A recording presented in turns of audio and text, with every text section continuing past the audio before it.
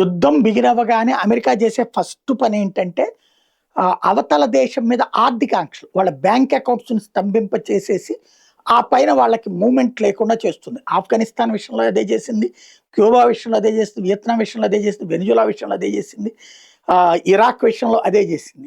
ఇరాన్కి ఆ సంగతి బాగా గుర్తుంది. అందుకని ఇప్పుడు చైనా రష్యాలు అయితే అసలు అందుకని అమెరికన్ డాలర్సే పక్కన పెట్టేసినాయి. రష్యాకు కూడా అనుభవం ఉంది.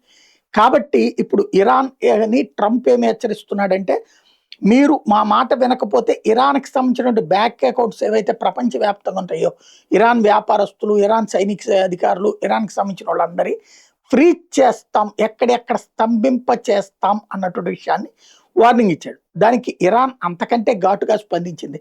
నాయనా సన్నాసి, నువ్వు ఆల్రెడీ ఆ పని చేస్తావు అని మాకు తెలిసి ముందుగానే మా రిజర్వ్స్ అన్నిటినీ కూడా బిట్ కాయిన్స్లోకి మార్చేసుకున్నాం, అలాగే బంగారం కిందకి మార్చేసుకున్నాం, ఏళ్ల తరబడి మేము ఈ పని చేస్తున్నాము, మాకు పేపర్ మనీ ఏది లేదు, డాలర్లు మా చేతిలో ఉండవు, కాబట్టి నువ్వు వెళ్ళి బ్యాంకులలో మమ్మల్ని ఏమీ చెయ్యలేవు, మేము ఆల్రెడీ ప్రిపేర్డ్గా ఉన్నామని చెప్తుంది.